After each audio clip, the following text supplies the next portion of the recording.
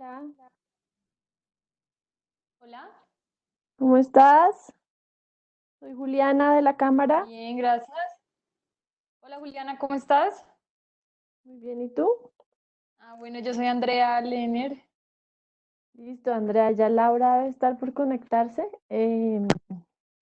Tu audio se está oyendo muy bien y el video también.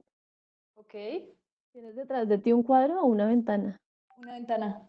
Wow, parece un cuadro. Es por el reflejo. Em, entonces esperamos si quieres a Laura, ya estamos bien contigo, que es lo importante, y probamos con ella. ¿Te parece? Listo, súper. Ujú. Voy a poner mi micrófono en silencio mientras. Dale, yo también. Ah, ya llegó Laura.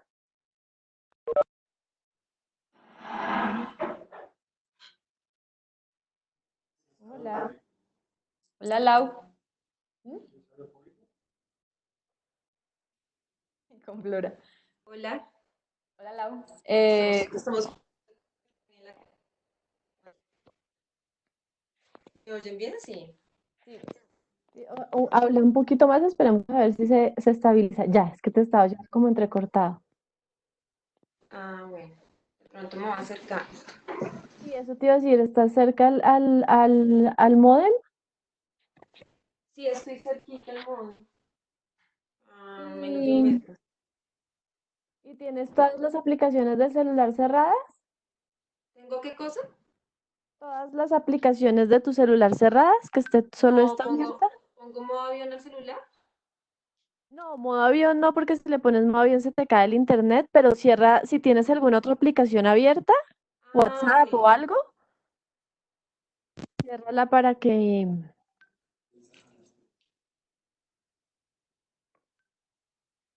Sí, ya la cerré. Estoy en el iPad igual. Ah, bueno, listo. ¿Y ustedes me oyen bien? Sí. Muy bien.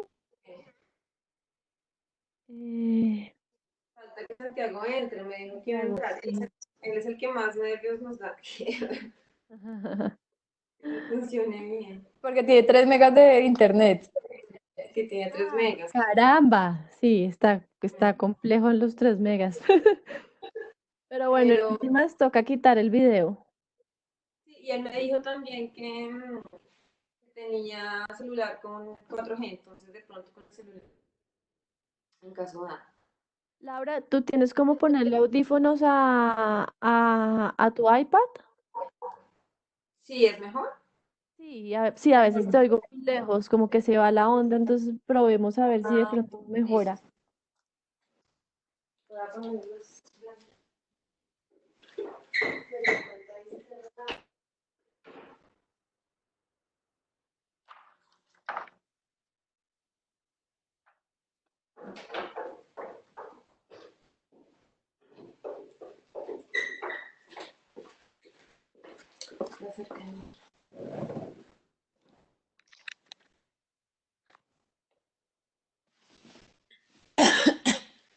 ¿A quién quieren que le pase las preguntas? ¿A Santiago? Hola, ¿mejor? Hola. Sí, mucho Hola, mejor. sí, mucho mejor. Ah, bueno. ¿Tú dices las preguntas del público? Sí, ¿Qué No, hacemos me con puedes las pasar a preguntas? mí. te las paso a ti, entonces si quieres, Ah, bueno. ¿Y tú regálame escoges, tu... André? Las que... Pues si quieres, o prefieres que lo haga Sí, Santiago o prefieres hacerlo tú. no, no, dale tú. Sí, escoge tú las que piensas que pueden ser más interesantes. ¿Cuáles? Digamos que si tengo más concernientes a la situación colombiana o más concernientes a algo del neoliberalismo o más concernientes a la estética, ¿cómo las debería privilegiar? ¿O tú qué crees? Pues yo digo que los que, no sé, dejen mostrar que el libro es pertinente para pensar cosas de actualidad, sí. Ok. Ujú. Pero si hay una pregunta buenísima sobre actualidad estética que tú crees que permite conectar con cosas políticas, perfecto. Listo. Pero tendencialmente lo que a la gente más le dice es como lo que permite conectar con discusiones contemporáneas, aunque de política, pero pues si es también muy específica como de política interna colombiana, pues tal vez no, si me entiendes, como más... Ujú. Voy a preguntar, bueno, Santi. Listo. Andrea, ¿cómo es tu teléfono? Es 318 Sí. 375 Ujú. 8807.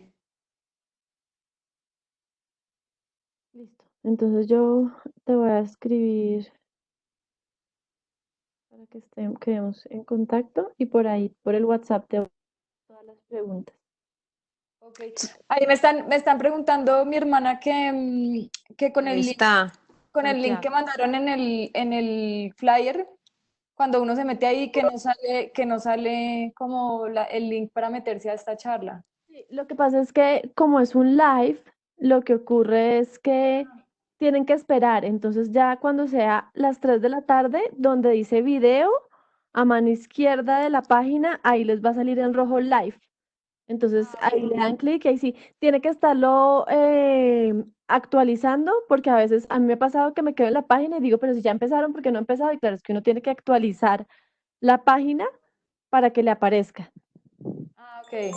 Listo. Entonces Ujú. a las 3 en punto le da Voy actualizar, ya a... le debería salir. Hola Santiago. Hola, ¿me escuchan? Sí, Sí, te hola oímos Santi, bien. te escuchamos Sí. súper. Sí, qué bueno que sirvió bien. Listo. Sí. Entonces, yo te quería preguntar, Juliana, ¿quién presenta o quién modera tú? No, yo hago, No. voy a hacer solo pues como un saludo desde la Mm, feria ujú. y ya les doy la palabra a ustedes. Yo Ok. pensaba que entre alguno de los tres habían decidido un moderador. Ah, ok. No, pues a mí Herder me había dicho que en principio iba a haber alguien y me pidió unas líneas. Se me hace raro que no haya nadie de ellos. Mm, Déjame le pregunto a Olga a ver qué sabe. vale. Pues le voy a ir preguntando a Raymond. Y yo veo unas pantallas muy pequeñitas, no sé si es así todo el tiempo. Estoy tratando de agrandar esto, pero Ya te digo. Arriba, a la derecha, ves unos iconos de visualización. Y ahí hay uno que aparece en 4 cuadritos. Creo que ese es donde puedes ver ah, las pantallas más, como todas, un poquito más grandes. ok. Vale, ahí los veo simultáneo a todos, o a ustedes dos por lo menos, vale. Sí. Ok. em, entonces, espérense, yo pregunto eso.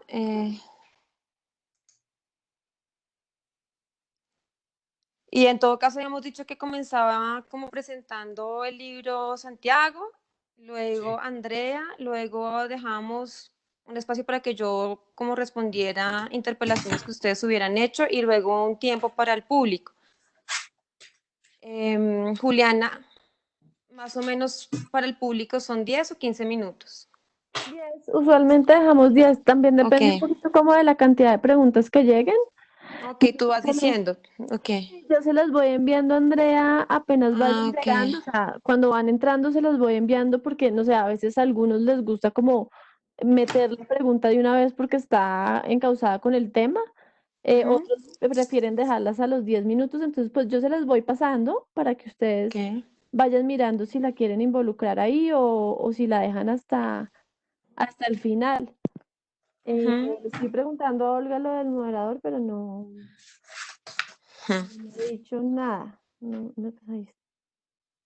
Si no, tú no quisieras presentar porque queda como raro yo presentándome, Sí, yo puedo, claro, ¿sí? claro, pues yo les puedo, Olga tiene un texto que me pasó. eh,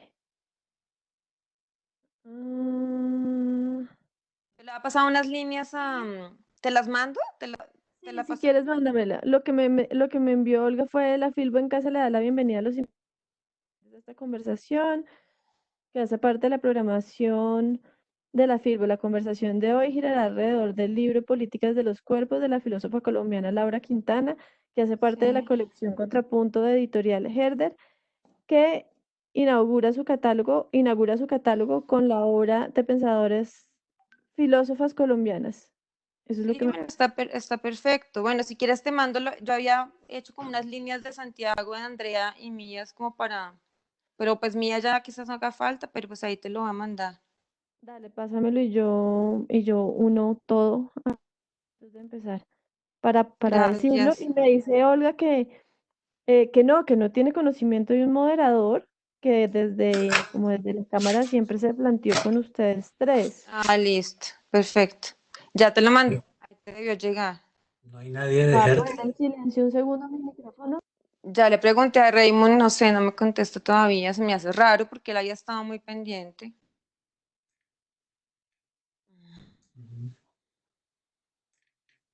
Entonces, bueno, entonces nos vemos. Yo tengo que ir al baño un minutico. Nos vemos 5 para las 3. Oh, yo creo que ya quedó aprobado, ¿no, Juliana? Yo me voy por un cafecito. Sí, nos vemos acá 5 para las 3. Veámonos faltando 5 para las 3. Listo, gracias. Vale.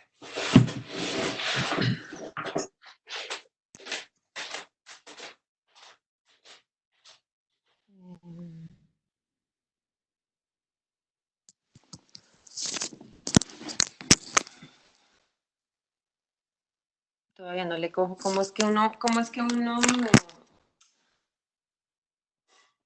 tener sonido? No le cojo bien. Claro que no viene nadie de la italiana, ¿no? Pero Santiago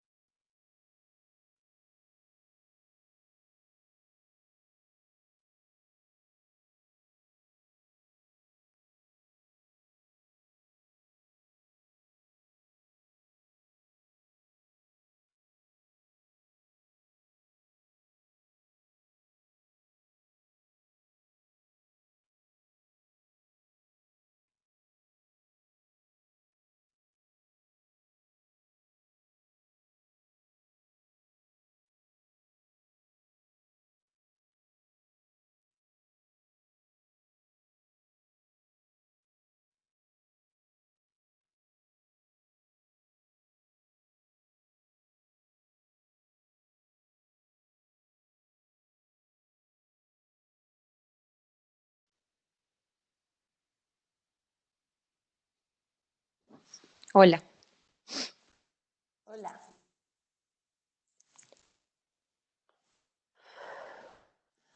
Santiago, no, pon el micrófono, no te oímos. Hola. ¿Quién, Listo. quién de ustedes va a iniciar para Santiago. pasarle la palabra? Sí. ¿Ahora me escuchan? Sí. Sí. Ahora sí. Vale, vale. Sí, va Santiago, Andrea y yo. Y el público luego.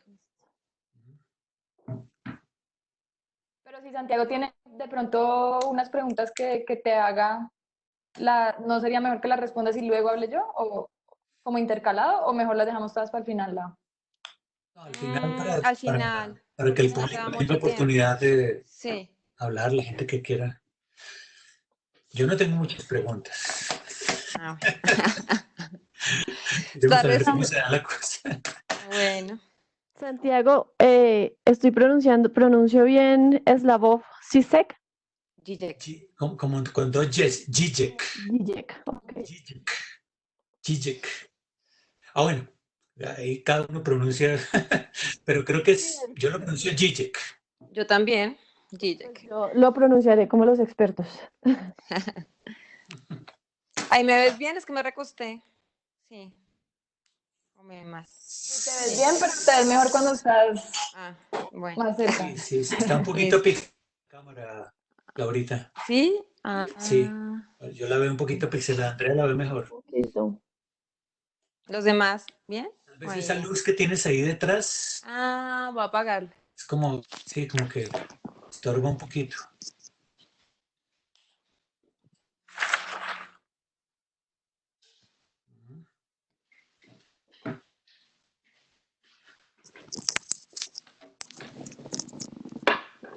Ya nos está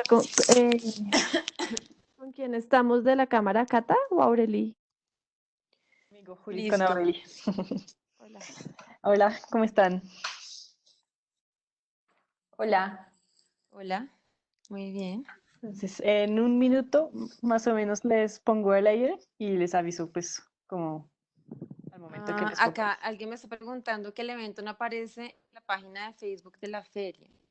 Lo que pasa es que no va a aparecer por lo que es un en vivo, Ah, entonces hasta que salgamos en vivo no va a salir, entonces ah, tiene que estar ahí pendiente y ya cuando Aureli nos pase al aire, ahí ya le va a salir donde dice video, le ok. aparece live en rojo. Y también se le aparece solito, como uno abre la página de Filbo y se le aparece así como se le abre una ventana que dice Filbo está live con el vídeo. Ok, gracias. De nada. ¿Están listos? Apenas aparece live en el video. Apenas. Ya lo van a mandar. Ya los voy a poner al aire. Listo, ahí están.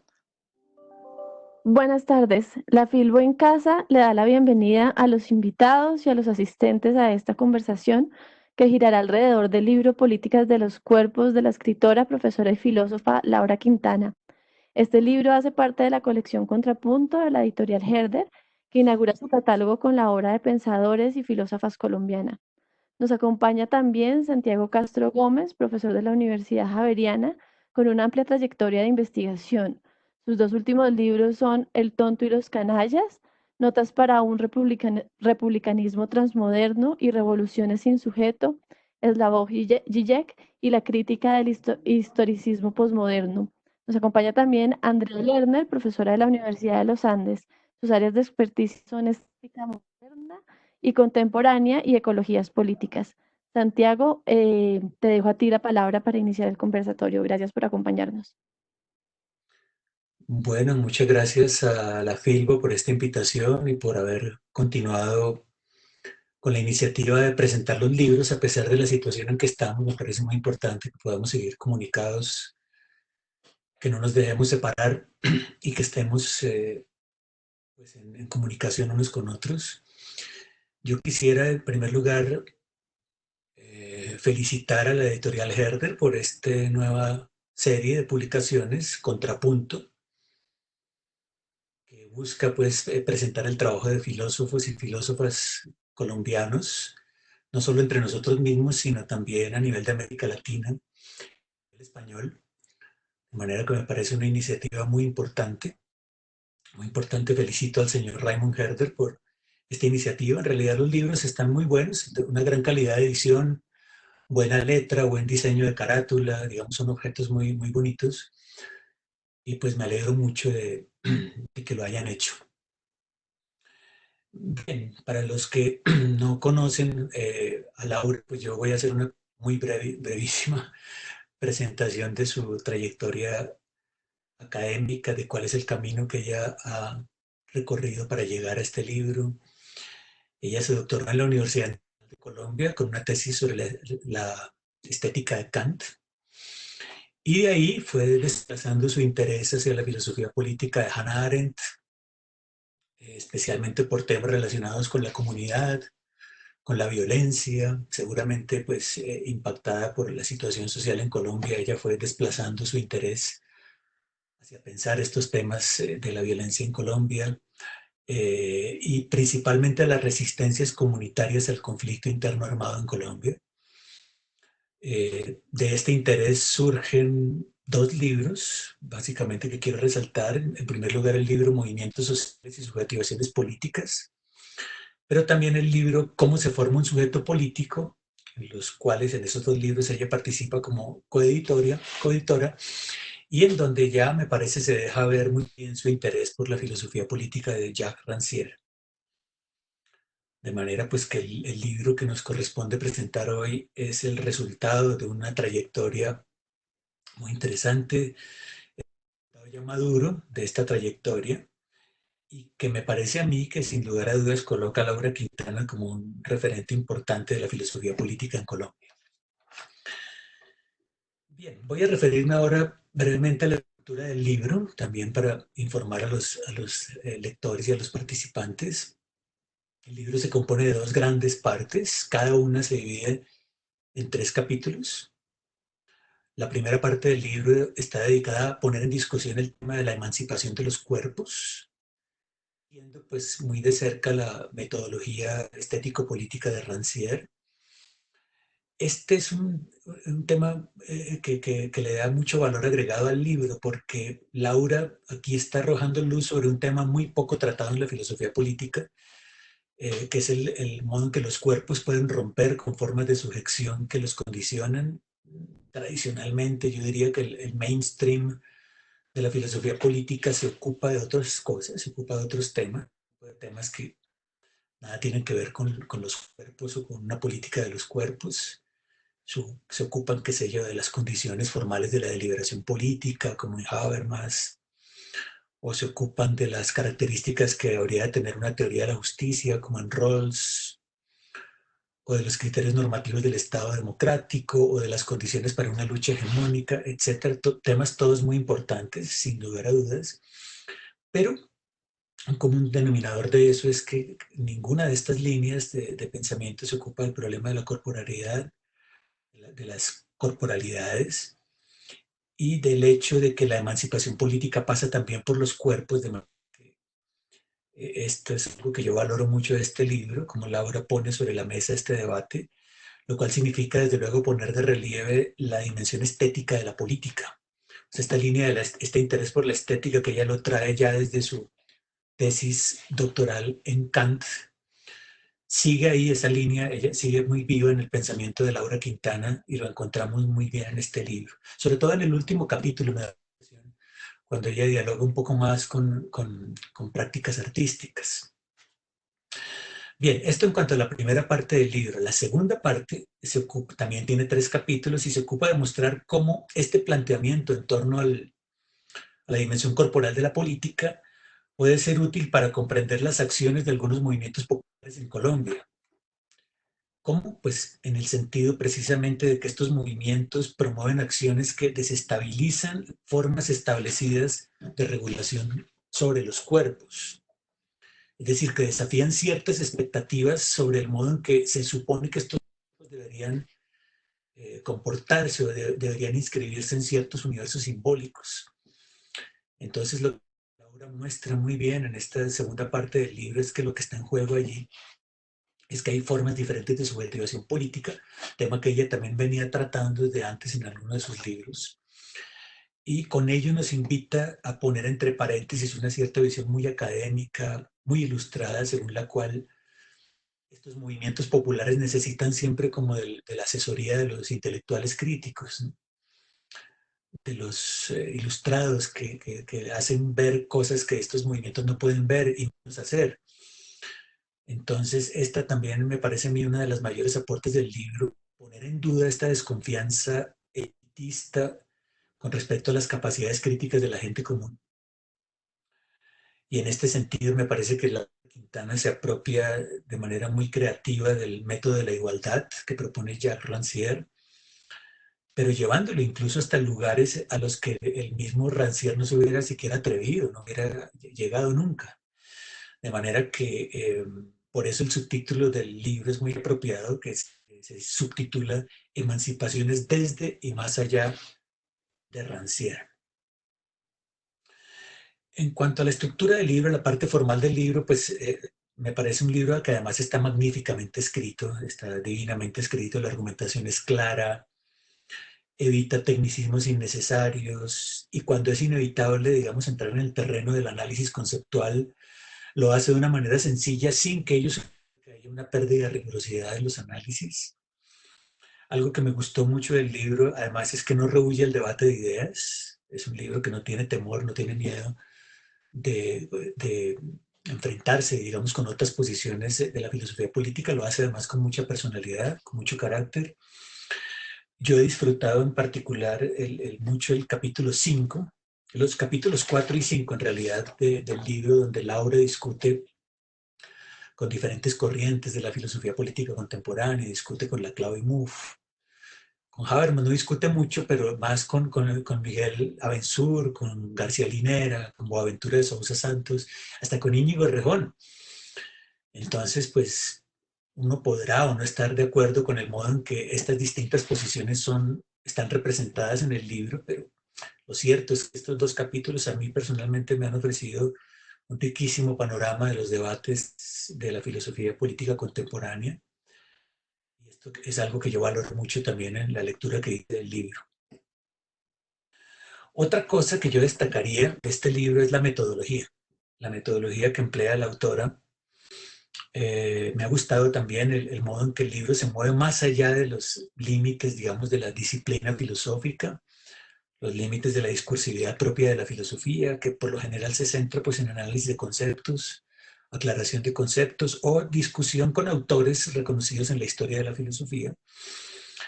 Laura, sin descuidar eso, porque ya les digo que hay una serie de debates donde ella está discutiendo conceptualmente, pero sin abandonar eso, digo, el libro avanza hacia un diálogo interdisciplinario con las ciencias sociales, con la antropología, con testimonios de mujeres pertenecientes a movimientos populares, cineastas, artistas. Es decir, me parece que es un libro que cruza las fronteras disciplinarias y que nos muestra además los beneficios que puede recibir la filosofía de este tipo de diálogos inter y transdisciplinarios. Bien, en el momento que vivimos actualmente, que la situación por la que vive el mundo, me parece también que este libro tiene lo suyo, tiene algo que aportar, porque yo creo que lo que se nos está haciendo visibles a todos y todas es el asunto de la vulnerabilidad de los cuerpos, del modo en que esa vulnerabilidad está repartida desigualitariamente, o sea, hay un reparto desigual de esa vulnerabilidad. Y valdría la pena entonces, de la mano de algunas reflexiones del libro, comenzar a pensar cómo las comunidades generan mecanismos inéditos de solidaridad, de afectividad que le hacen frente a esta situación.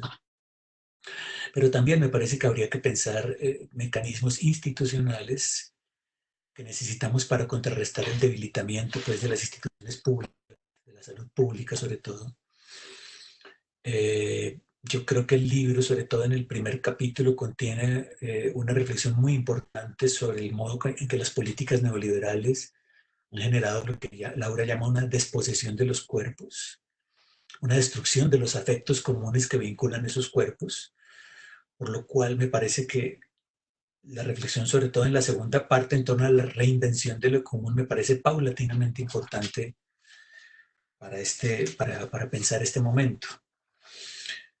Bien, yo básicamente felicito a Laura Quintana por este magnífico libro. De verdad que me ha gustado mucho, he disfrutado mucho la lectura de este libro, que refuerza además la importancia que en los últimos años ha venido trayendo la producción de mujeres filósofas en Colombia. Me parece que esto hay que resaltarlo mucho. Yo estoy seguro de que este libro se van a beneficiar no solamente cualquier lector interesado pues, en temas de la filosofía política o de la teoría política contemporánea, sino también en las comunidades académicas contribuirá a fortalecer nuestros debates en torno a los movimientos sociales en Colombia y sus formas de resistencia y de subjetivación política. Entonces, muchas felicidades, Laura, por el libro. ¿Me escucho?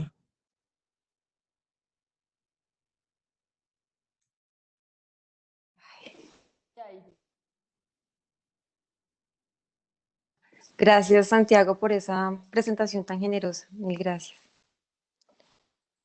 Listo, entonces tomo la palabra yo. Ujú. Bueno, pues yo también me siento pues muy feliz de poder acompañarte, Laura, en el lanzamiento de tu libro. Laura y yo somos colegas en la universidad y pues digamos que es un proyecto que también he seguido bastante desde que empezó como a gestarse y he visto pues cómo los intereses de Laura en cierto sentido hacen converger como varios asuntos que son muy relevantes para la situación actual de la filosofía, por un lado, pero también en general de las ciencias sociales y de ciertas situaciones políticas, de la esfera política, de la esfera pública, tanto en el contexto colombiano como en el contexto global. Por ejemplo, Laura toca mucho en este libro el fenómeno de la posverdad y cómo hay una cierta afectividad y unos ciertos afectos que se mueven que están de alguna manera llevando a que las personas tomen ciertas direcciones en sus elecciones políticas y cómo, digamos, argumentos racionales y deliberativos pues no están como convenciendo muchísimo a las personas de a pie, por decirlo así. Entonces, en este libro creo que Laura pues hace converger muchos intereses y pues es un libro escrito como para muchos lectores. Quisiera de pronto empezar mi intervención hablando por ahí. Es un libro pues que le puede llegar, sí, a los rancerianos, a las personas que se interesan por la filosofía de Rancière y las personas que en cierto sentido pues conocen esto tanto desde la filosofía política como de la teoría política, como de las ciencias sociales en general. Pero me parece también que es un libro que de alguna manera le interesa mucho a los artistas y a las personas que se interesan por temas estéticos, porque hay un tema que me gusta mucho a mí, pues a Santiago le gustaron mucho los capítulos 4 o 5, a mí me gustaron principalmente el capítulo 2 y el capítulo 6, porque son los capítulos donde Laura aborda la cuestión del cuerpo desde la estética y desde como de posibilidades de emancipación, micro posibilidades de emancipación que se pueden dar cuando el cuerpo de alguna manera se revela ante la situación que le ha sido dada o ante como la posición en la que ha sido fijado. Entonces, pues Laura explora unas escenas que le interesan muchísimo a Rancière, como pues en sus libros La noche de los proletarios, donde muestra cómo el cuerpo se puede desujetar con sus movimientos y viviéndose como cuerpo vivido, experimentándose como cuerpo vivido de cierta manera, cómo ese cuerpo se puede desplazar y puede alterar una cantidad de posicionalidades que le han sido dadas.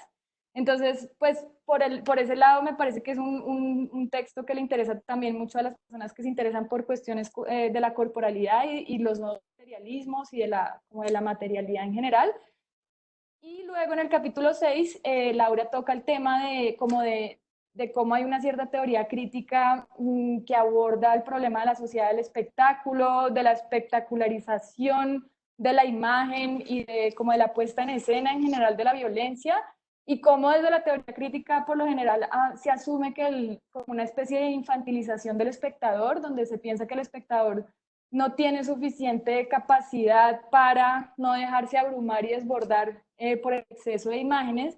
Y lo que muestra Laura y un poco pues siguiendo siempre a Rancière, es que uno siempre puede encontrar puntos donde de alguna manera no queda, pues el espectador no es tan pasivo y no queda como atrapado en la espectacularización y donde el espectador no es ningún sujeto infantilizado. Entonces, también pues por ese lado, digamos, a las personas que trabajan como por el lado de la estética les puede interesar mucho el cuerpo. Pero también me parece que es un texto bastante importante para pensar la realidad actual del país y del mundo en esta época donde, pues, en cierto sentido se dice que, pues, como que han subido al poder una cantidad pues de personas que de alguna forma han logrado movilizar de alguna manera a las personas hacia unos lugares raros y desde la teoría crítica también y pues de cierta teoría política se está como asumiendo que las personas no pueden pensar por sí mismas muchas veces y que son de alguna manera enceguecidas por ciertas manipulaciones y lo que muestra Laura a partir de Rancière principalmente es que pues esto en realidad no es así, pues no se da de esa manera realmente y que hay muchas posibilidades de agencia crítica que no se han pensado y que cuando la teoría crítica piensa que las personas en cierto sentido son manipuladas o como que no tienen suficiente capacidad de pensar y como de pensar de otras maneras, lo que se está haciendo es que se están reproduciendo ciertas lógicas que condenan a las personas un poco a ser como nuevamente personas que necesitan de los espíritus letrados para que vengan a iluminarlas y ayudarlas a emanciparse de su condición. Entonces me parece pues que también por ese lado es un texto que le puede llegar al público en general que quiere comprender ciertos fenómenos que se han dado más o menos desde el 2016 con Trump, con el Brexit, pero acá en Colombia también con el plebiscito pues cuando ganó el no, y muchas situaciones que se han dado que uno quisiera como poder entenderlas mejor. Creo que este libro da muchas herramientas precisamente para en ese sentido. Y pues bueno, no quisiera yo hablar tanto, me gustaría de pronto preguntarle a Laura, ahorita sí, como pues unas preguntas concretas que le pueden dar más herramientas a los lectores para que entiendan de qué se trata el libro. Y una de ellas es, pues Laura hace como todo un recorrido, sobre todo en el capítulo 3 del libro, donde habla del consensualismo a partir de, digamos, de Rancière y muestra como ciertas relaciones entre el consensualismo y el neoliberalismo y muestra pues cómo en cierto sentido hay una manera consensual que prima hoy en día dentro de la política, que es lo que realmente está causando como mucha imposibilidad de agencia crítica en las personas. Pues digamos que muchas personas se vuelven descreídas, ya no creen en el poder, pero se vuelven un poco paralizadas porque ya ni siquiera quieren, realmente piensan que es imposible transformar el mundo y entonces se quedan como en una especie de parálisis y Laura pues empieza a mostrar a partir de Rancière cómo esto es como un efecto de una cierta lógica consensual que me gustaría de pronto, Laura, pues que no sé si lo puedes elaborar ahorita un poco. Y también otra cosa pues, que es interesante en el texto, pues, donde Laura, pues una cosa que me parecería interesante que le cuentes a los lectores es por qué hablas de política de los cuerpos, o sea, por qué no hablas de política del individuo, de las personas, siempre hablas es de cuerpos, ¿en qué sentido hablas de cuerpos y por qué te parece importante, digamos, resaltar un poco como ese ámbito que ha sido muy desatendido tanto en las ciencias sociales como en la filosofía, pues en la historia de la filosofía y que ahorita está siendo reivindicado, que es como esta parte material y corporal encarnada en el que pues puede, digamos, agenciarse una cantidad de potenciales de transformación. Entonces, bueno, yo te daría la palabra como porque ya casi se va a acabar el tiempo y para dejar algunas.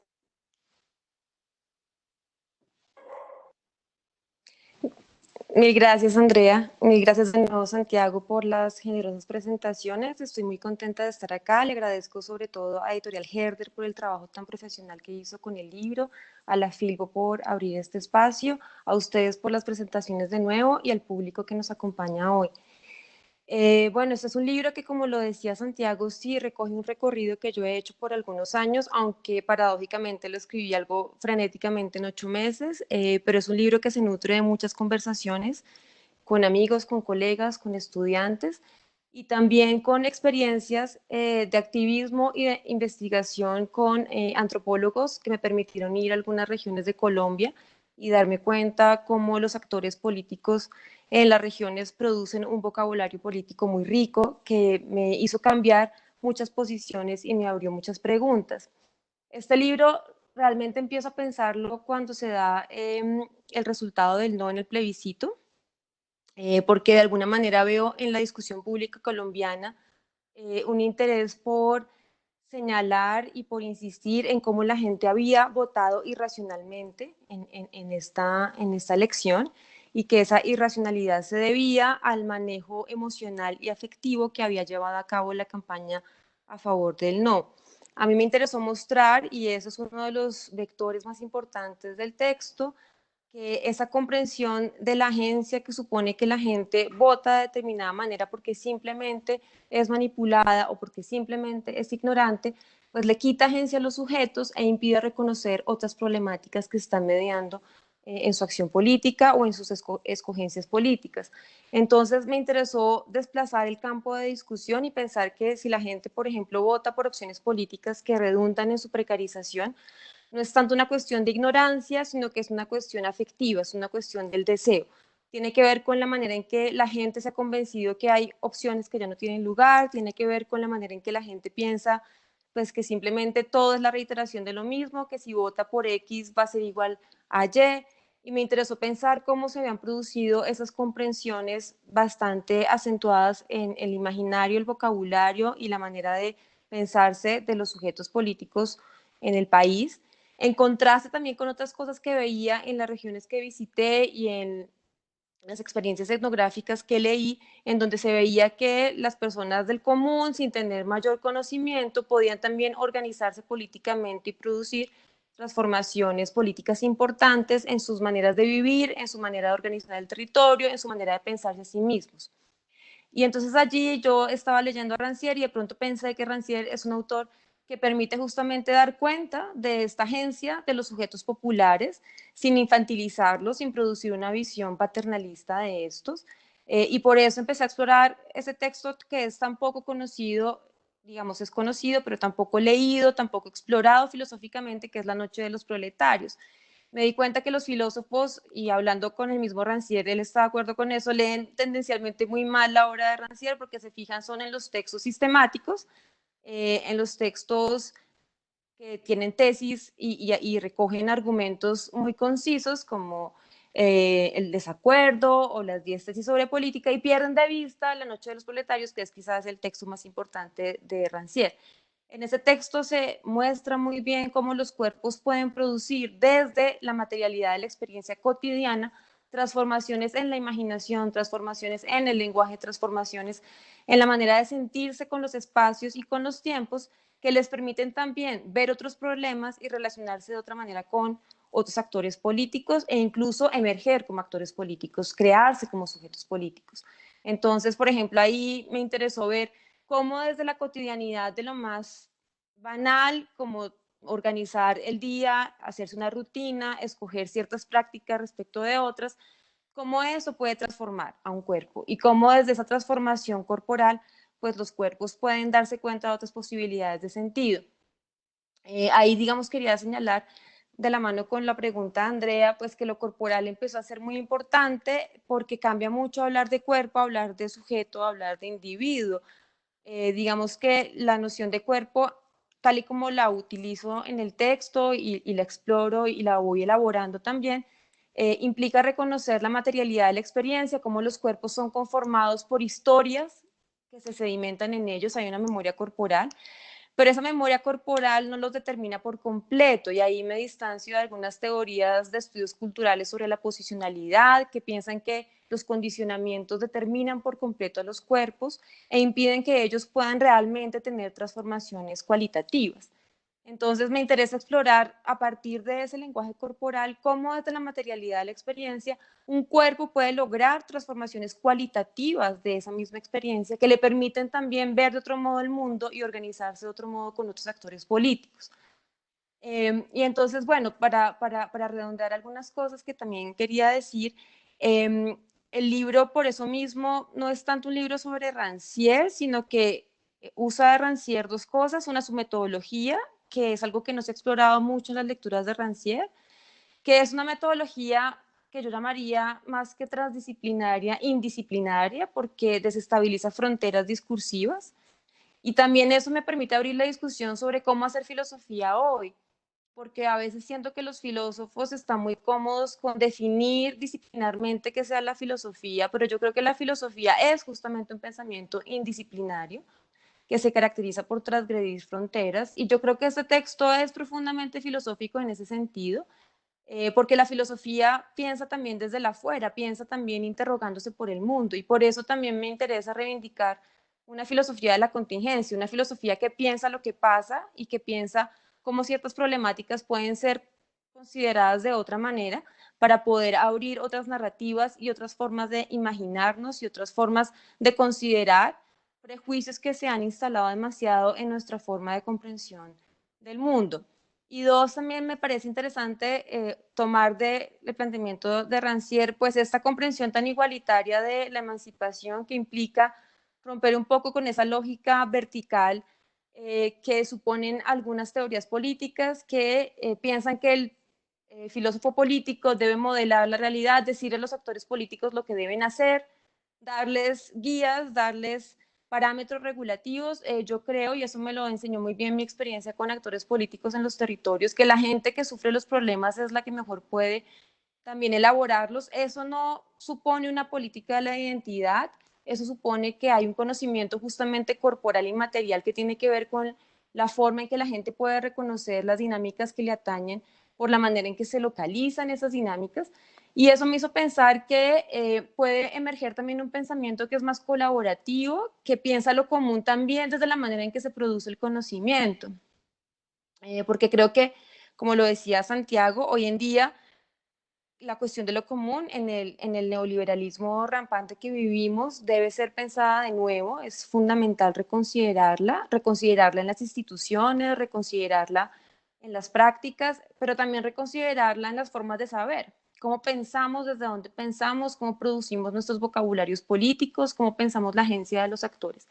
Entonces, esos son como los vectores de fuerza fundamentales que me motivaron a escribir este libro y que intenté plasmar en la forma en que lo organicé.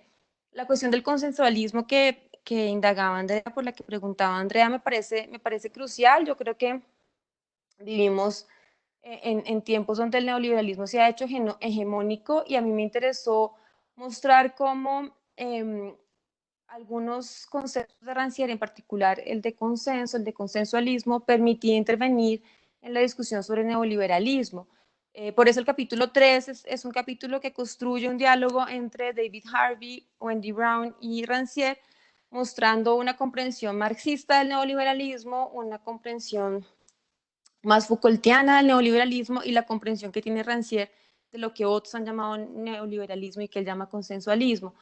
Lo que me parece que el consensualismo aporta además a la discusión sobre neoliberalismo es que enfatiza en los efectos estético-políticos que tienen esas formas de organización de la política que se han impuesto con el neoliberalismo y la privatización de múltiples espacios, y la manera en que ha desmantelado derechos sociales, y la manera en que ha activado o puesto en funcionamiento una lógica de acumulación extractiva que pues tiene desgastado el planeta y también a los seres humanos con sus prácticas laborales.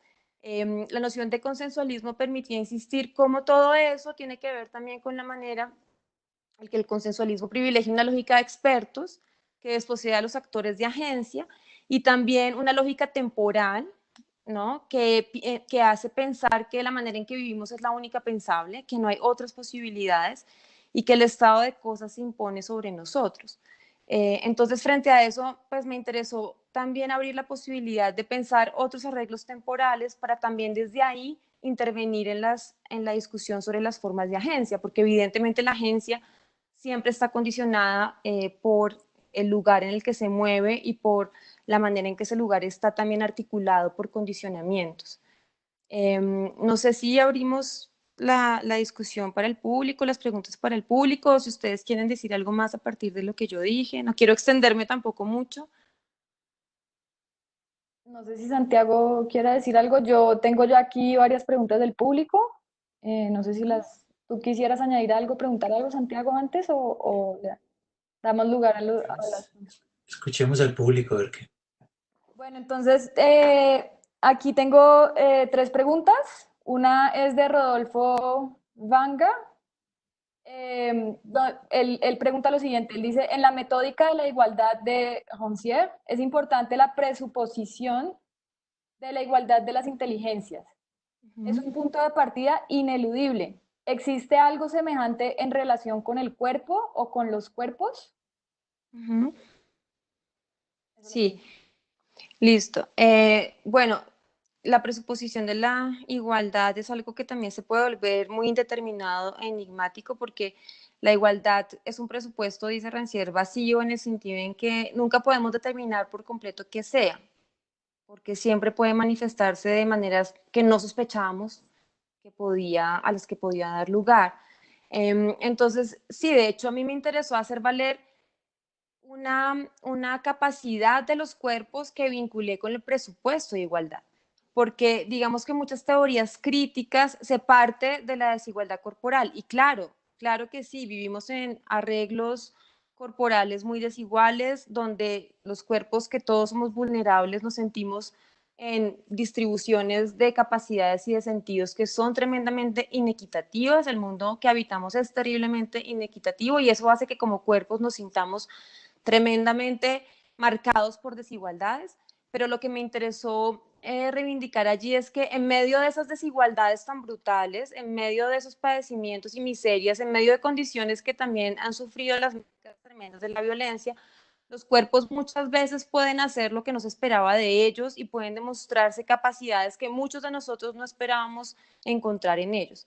Entonces, esa demostración de la capacidad me interesó justamente analizarla a nivel corporal y como una capacidad que tiene que ver con una cierta potencia corporal.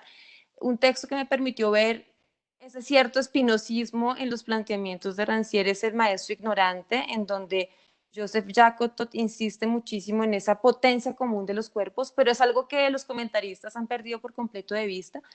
Y a mí me ha interesado hacer valer eso también por la manera en que me he acercado a algunos movimientos sociales, por la manera en que he visto esos movimientos expresada esa capacidad corporal, no sé, en el norte del Cauca, ver cómo personas, comunidades negras, por ejemplo, en Brisas, que están sometidas a fuerzas de todo tipo de actores, se organizan, y hace 2 días hablaba con un amigo antropólogo que trabaja allí, se están organizando, ya compraron cosas para vivir la pandemia, antenas, tal, están pidiendo tener sus sesiones de la escuela intercultural.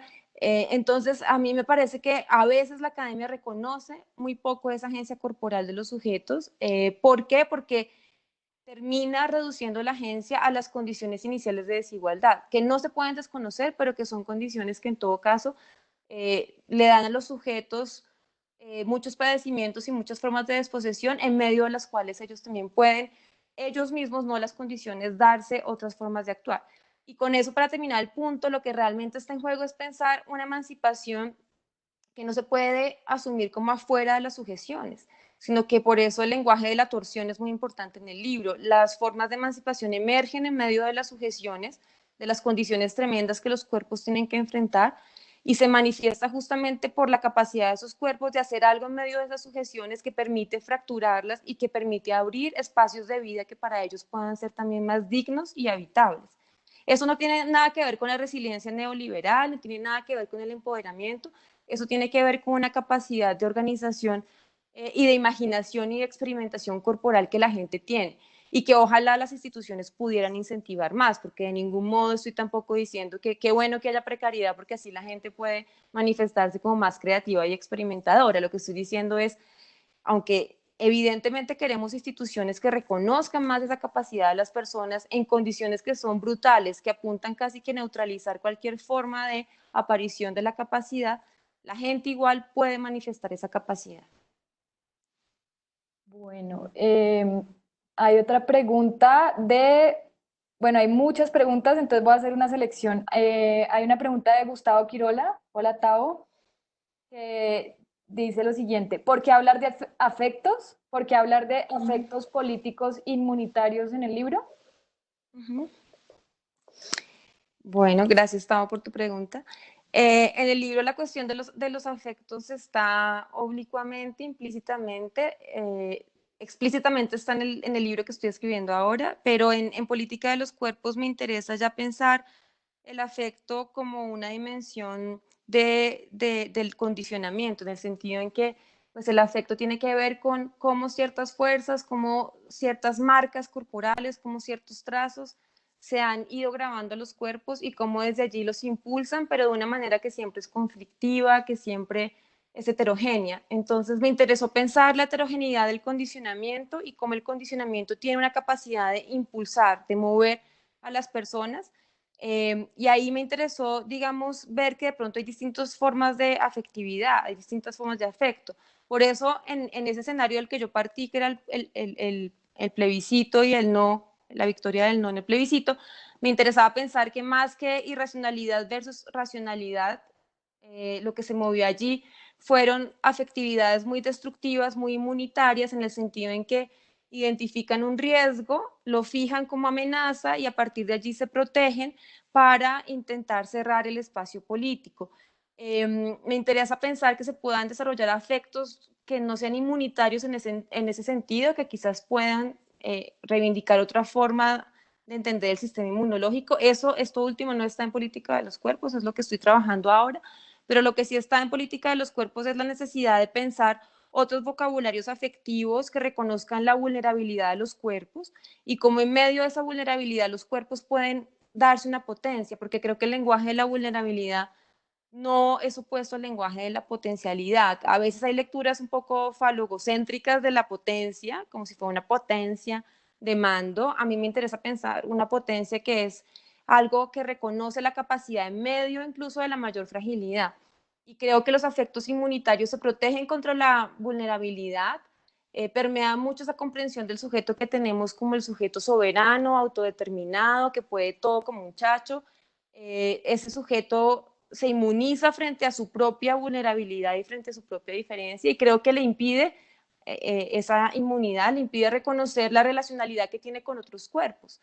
Entonces me interesó explorar unas afectividades que permitieran afirmar esa relacionalidad de los cuerpos, sin afirmar con ello que todos somos amigos y que la relacionalidad supone pues una armonía de todos. Es una relacionalidad conflictiva en todo caso, porque el conflicto social es irreductible, pero en todo caso todos tenemos que ver con todos y me parece que eso es fundamental para repensar lo político y las instituciones políticas en la vida de lo común.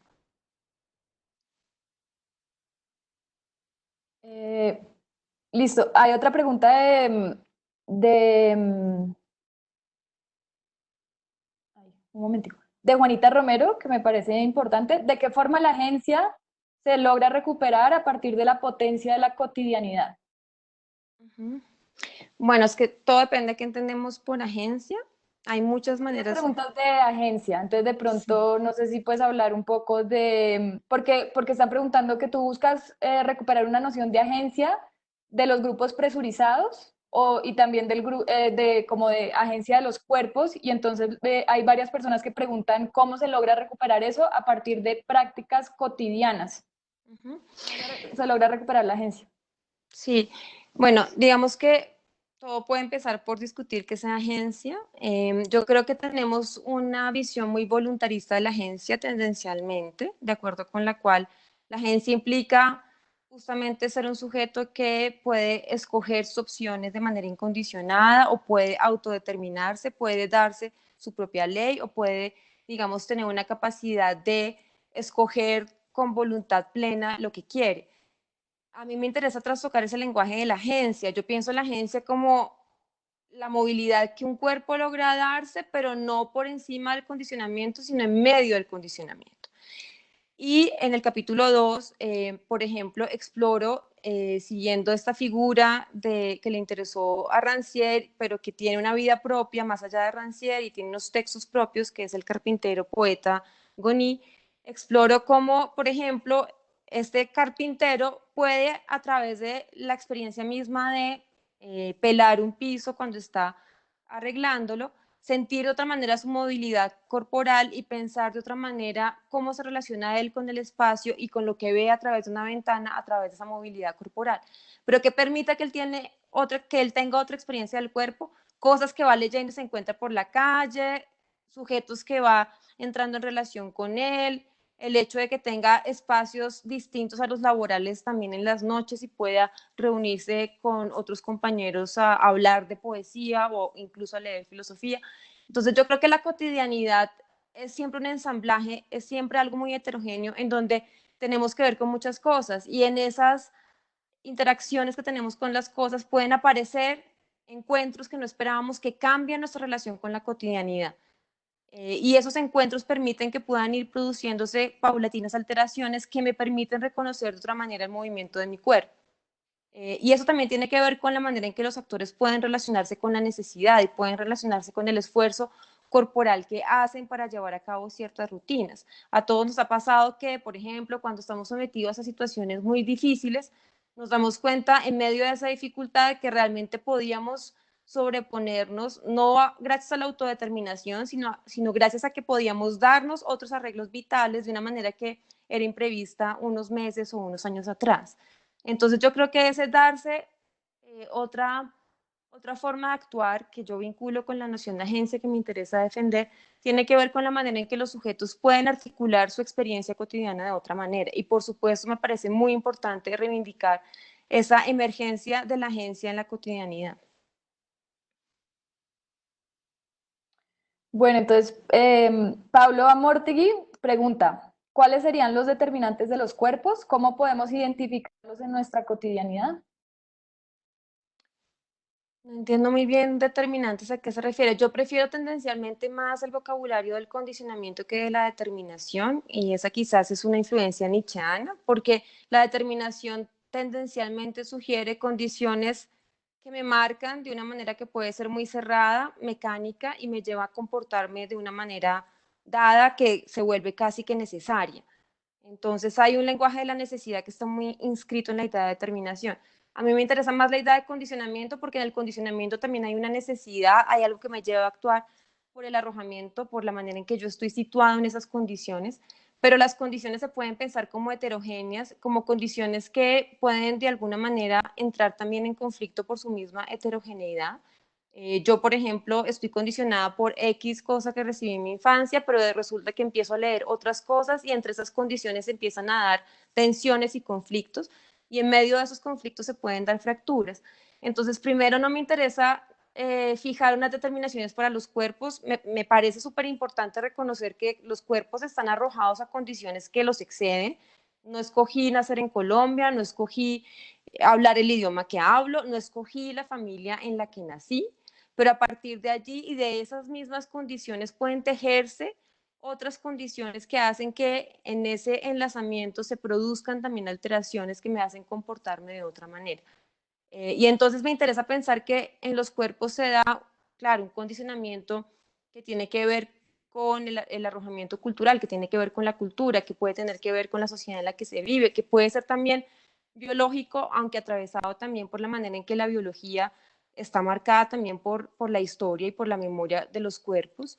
Me interesa pensar que esas condiciones no se pueden reducir nunca ni a condiciones solamente del biologicismo de la determinación, ni a condiciones del constructivismo social, en donde los cuerpos prácticamente solamente son construcciones lingüísticas, sino que me interesó explorar más bien el anudamiento entre condiciones más materiales y condiciones discursivas para pensar cómo se producen allí distintos ensamblajes. Por eso, en el libro hay una comprensión estética del cuerpo que un poco desbarajusta esas dicotomías entre material y espiritual, entre lo de afuera y lo de adentro, entre lo biológico y lo cultural, etc.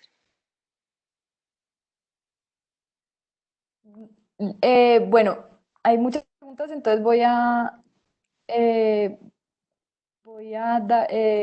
sí, bueno, me toca escoger. Entonces hay una de Desideratum Brevis que dice, me gustaría que la autora defina qué es lo que entiende por cuerpo, por el cuerpo. porque se puede quedar en un giro retórico, que puede mantener al desposeído en el lugar de la dominación. La misma clasificación que llevó a Rancière a separarse del marxismo, hombres de acción hombres de pensamiento. Cuando el problema de la emancipación es la emancipación intelectual, que tiene que ver con las racionalidades y el lenguaje. Claro. Entonces, que yo creo que hay una malinterpretación de la noción de emancipación intelectual. Claramente Rancière en El Maestro Emancipado dice que por intelecto entiende capacidades de relación entre distintos lenguajes. Y el lenguaje no es solo el lenguaje de la racionalidad, sino que es el lenguaje corporal. Por eso, por ejemplo, dice que el lenguaje de las tejedoras al hacer un tejido es comparable al lenguaje aritmético o al lenguaje retórico. Entonces, ese es un presupuesto de la igualdad fundamental, justamente cuestionar esa separación entre racionalidad y corporalidad.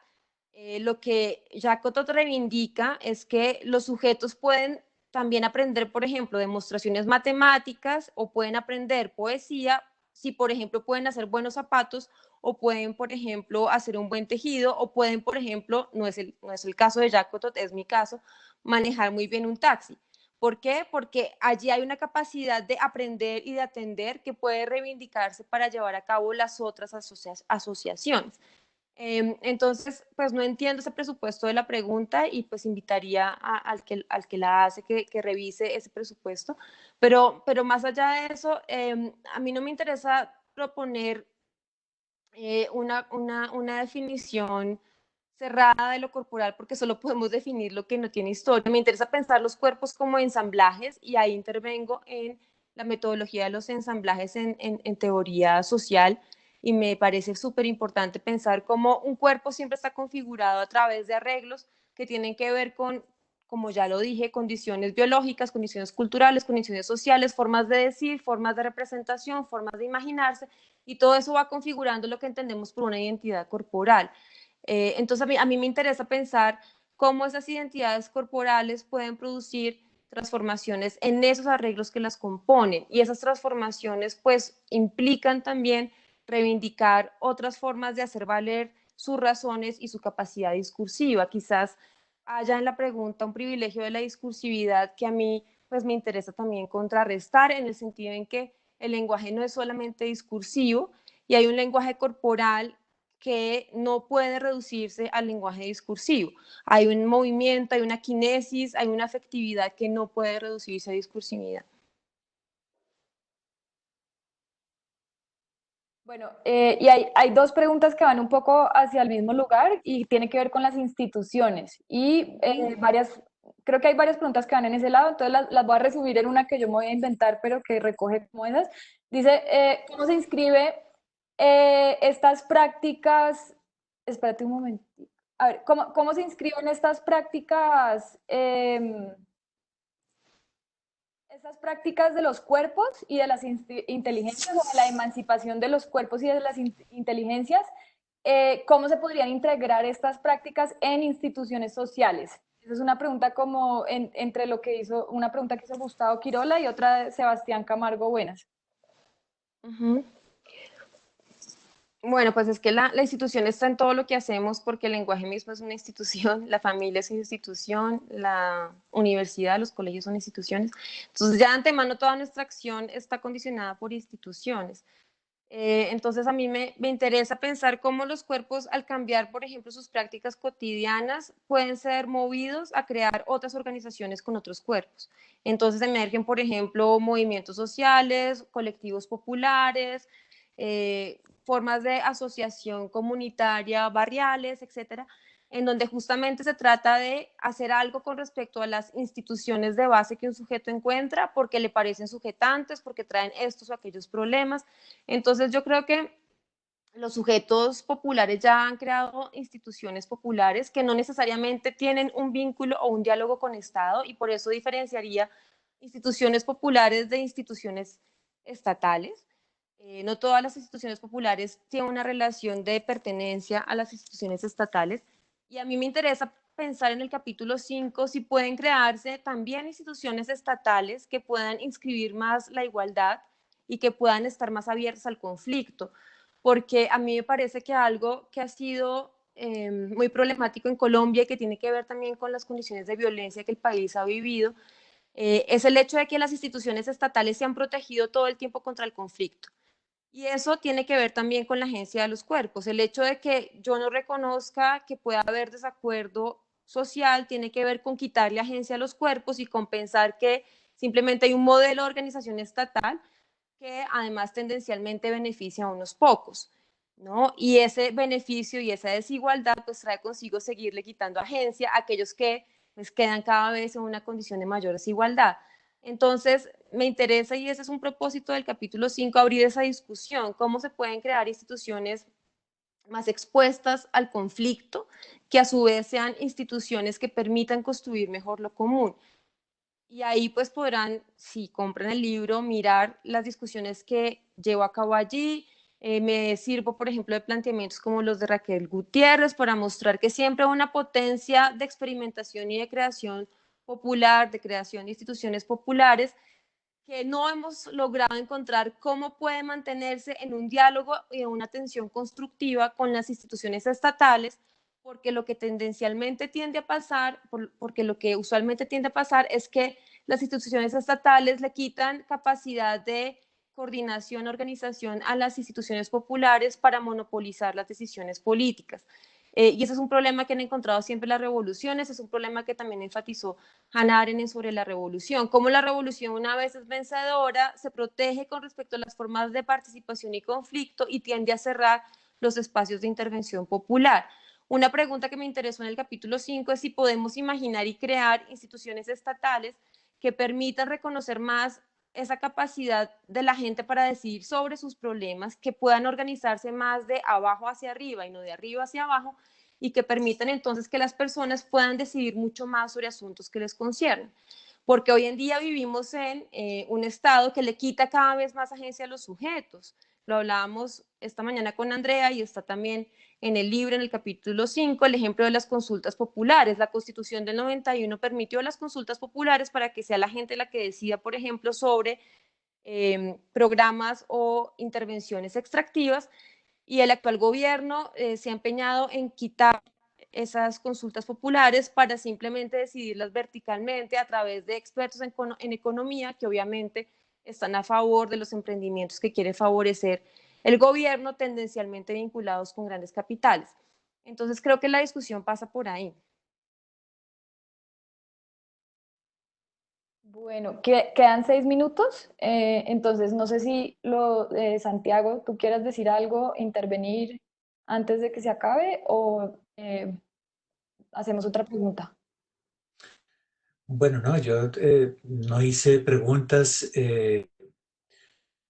porque quizás habría que dar un debate más amplio y seguramente este no es el lugar sobre la valoración que hacemos de la filosofía política de Rancière.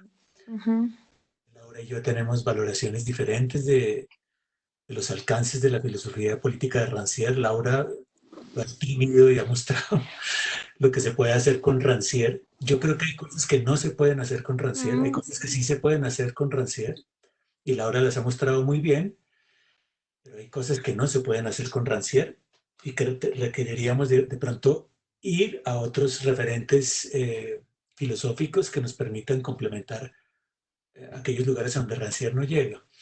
Pero bueno, este no es, ese, digamos, sería un debate más amplio sobre la valoración de los alcances de la filosofía política de Rancière, que aquí no vamos a poder dar, pero pues, ojalá podamos darlo por ahí en alguna ocasión.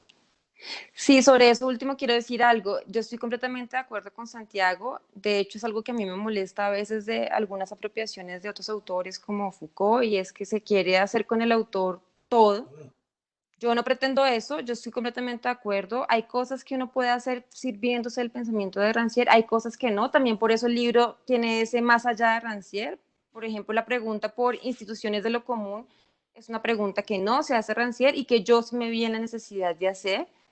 Y por eso me resisto mucho en el libro a hacer como una aplicación mecánica de las ideas de Rancière. No me interesa aplicar a Rancière todo el tiempo, porque me interesa más bien crear un diálogo de ida y vuelta, donde a veces sus conceptos pueden iluminar experiencias, pero a veces experiencias también cuestionan sus conceptos o los hacen inaplicables o los hacen impertinentes. Entonces creo que eso que dice Santiago es algo que comparto desde principio a fin también en el libro. Y de hecho hoy en día ya no estoy trabajando Rancière porque pues uno también encuentra otros lugares para moverse, pero creo que para pensar ciertas cosas resulta muy productivo y para apostarle a la experimentación de los actores políticos y a su capacidad de agencia, a mí me resultó muy productivo.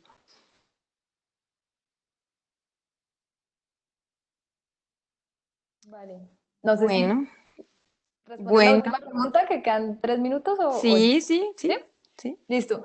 Entonces, había una pregunta de Lu Espinosa, que no sé si de pronto es una malcomprensión del capítulo 2, pero dice, según el capítulo 2, pareciera que la emancipación solo se puede dar a partir de una reconfiguración colectiva del reparto de lo sensible. ¿No es posible aceptar ese reparto desde la individualidad? Bueno, pues me alegra que haya leído el capítulo 2 porque quiere decir que ya tiene el libro, entonces, pues qué chévere. En realidad el libro quiere mostrar que hay distintas formas de emanciparse y dispositivos distintos. No me gusta categorizarlos como individual colectivo porque incluso las emancipaciones que pensamos más individuales siempre son colectivas, siempre están en relación con otros. Pero sí creo que hay emancipaciones que tienen que ver más con la experiencia de una singularidad y su reorganización cotidiana y otras que tienen que ver más con la manera en que unos cuerpos políticos se organizan colectivamente y deciden hacerse valer públicamente ante otros. En el capítulo 1 yo diferencio como por lo menos esos dos dispositivos de la emancipación, un dispositivo que es mucho más poco visible, mientras que otro se articula más para ser visto y reconocido por otros y tiene un vector mucho más de confrontación institucional, que no tienen, por ejemplo, muchas emancipaciones singulares, donde la gente quiere cambiar su vida y quiere resistir ciertas dinámicas, por ejemplo, de productividad. Es lo que hace Goni en el capítulo 2, ¿no? Él no quiere tener esa economía de la productividad, sino que se da su economía cenobítica, que es una economía de lo precario, pero la precariedad vivida como potencialidad. Y eso no cuestiona la institución públicamente con otros, mientras que hay otras formas de emancipación que sí hacen ese movimiento más público a cuestionar instituciones compartidas. Bueno, pues muchas gracias a Santiago de nuevo y a Andrea por las presentaciones tan generosas, muchas gracias al espacio de la Filbo, muchas gracias a las preguntas y a los asistentes, estuvieron muy interesantes y ojalá, pues si no pudieron hacer las preguntas en este espacio, me pueden escribir o podemos conversar por otros medios. Y de nuevo, pues gracias también a Herter por el trabajo con el libro. Entonces, pues no sé si cerramos con eso. Sí, muchas gracias a todos de parte de la Filbo por haber estado en este festivo con nosotros. Muchas gracias a todos los que nos estuvieron viendo y bueno, nos vemos en un próximo evento de la Filbo en casa. Gracias. Gracias. Gracias, chao.